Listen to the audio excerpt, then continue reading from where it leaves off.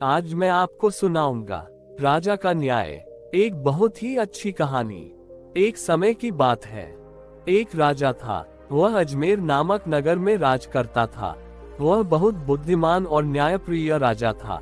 वह अपनी प्रजा से बहुत प्रेम करता था और वह हर समय अपनी प्रजा को खुश देखना चाहता था।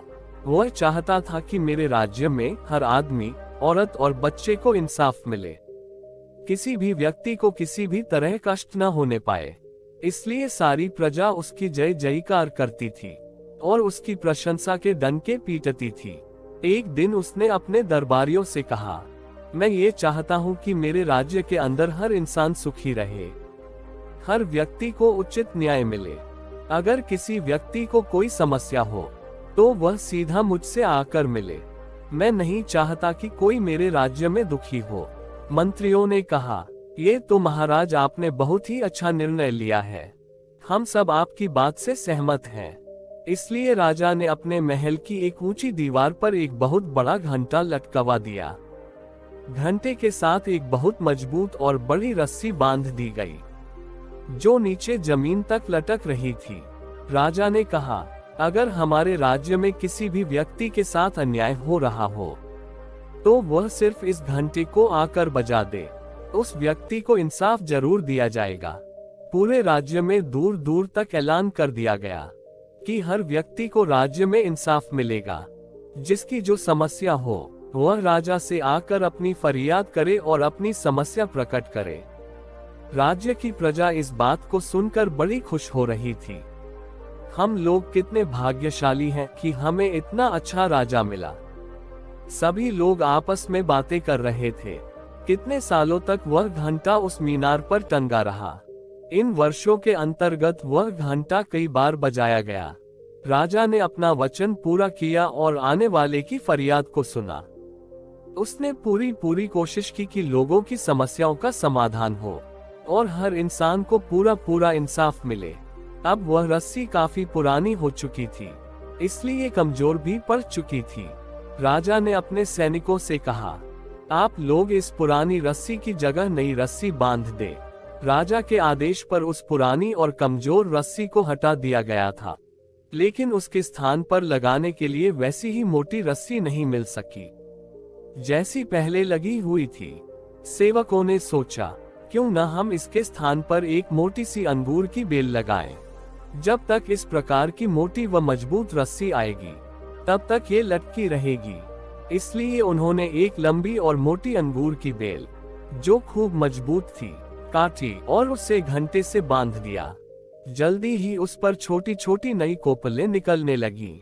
ऊपर से नीचे तक हरी भरी हो जाने और लंबी होकर जमीन पर फैलने की वजह से वह अब काफी खूबसूरत दिखाई दे रही थी। उसकी शोभा देखते ही बनती थी। उसी राज्य के अंतर्गत एक बूढ़ा सैनिक भी रहता था।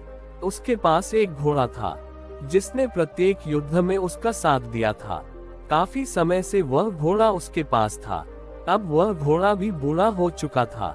वह सैनिक अब और अधिक समय तक उस घोड़े को अपने पास रखना नहीं चाहता था।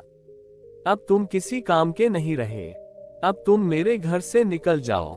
इतना कहकर घोड़े को उसने घर से बाहर निकाल दिया। मरता क्या न करता। बेचारा घोड़ा दुखी होकर मन को महसूस कर यह सोचता हुआ नगर की तरफ चल दिया कि अब क्या होगा, अब वह कहाँ रहेगा, क्या खाएगा। यही सोच कर वह परेशान सा घूम रहा था। घूमते घूमते वह उस मीनार के पास जा पहुंचा जहां घंटा टंगा हुआ था। पहले घोड़े ने चारों तरफ देखा। बूढ़ा हो जाने की वजह से उसकी आंखें भी कमजोर हो चुकी थीं। इसलिए उसको वह अंगूर की बेल भी दिखाई नहीं दे रही थी। वह काफी मुश्किल से उसे देख पा रहा था। उसने सोचा कि यह कोई बढ़िया चीज है, इसलिए उसने उन हरी हरी कोपलों को खाना शुरू कर दिया।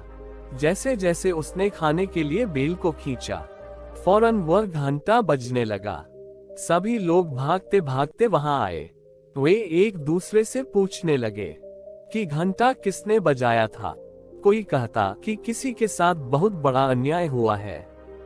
उन्होंने बाहर आकर चारों तरफ देखा, लेकिन उन्हें वहां कोई भी नजर नहीं आया। अब तक राजा के सारे नौकर वहां पहुंच चुके थे।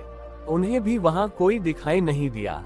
वे बहुत ज्यादा हैरान हो रहे थे कि आखिर घंटा किसने बजाया था।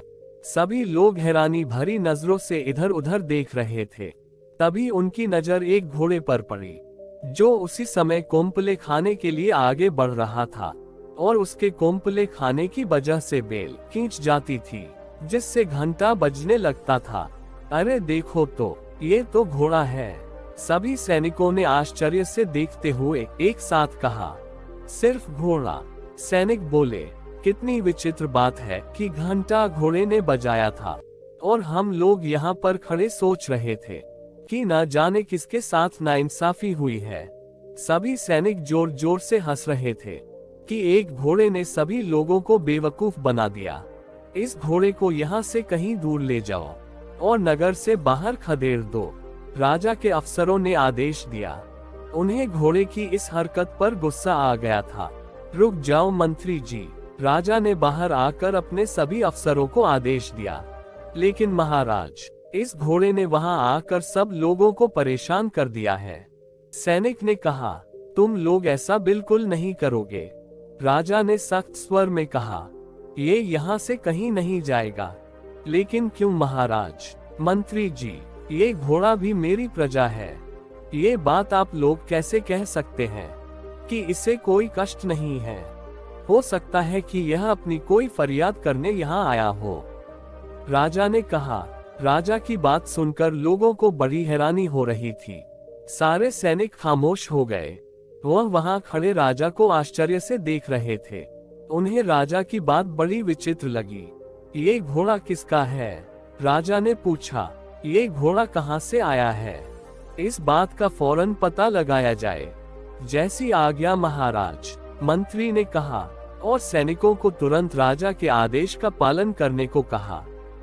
राजा की आज्ञा के अनुसार सभी सैनिक घोड़े के मालिक की तलाश में निकल पड़े और जो बूढ़ा सैनिक जो घोड़े का मालिक था, उसे पकड़कर राजा के सामने पेश कर दिया गया। क्या ये घोड़ा तुम्हारा है? राजा ने सख्ती से पूछा। ये यहाँ क्यों घूम रहा है और उसने यहाँ आकर अंगूर की बेल क्यों खाए? क्या तुमने इसे खाने के लिए चारा नहीं दिया? राजा की बात सुनकर सैनिक का सिर शर्म से झुक गया। तुम्हें इस बात के लिए शर्म आनी चाहिए। राजा ने कहा, इस घोड़े ने अपनी जवानी में वफादारी से तुम्हारी खूब सेवा की है।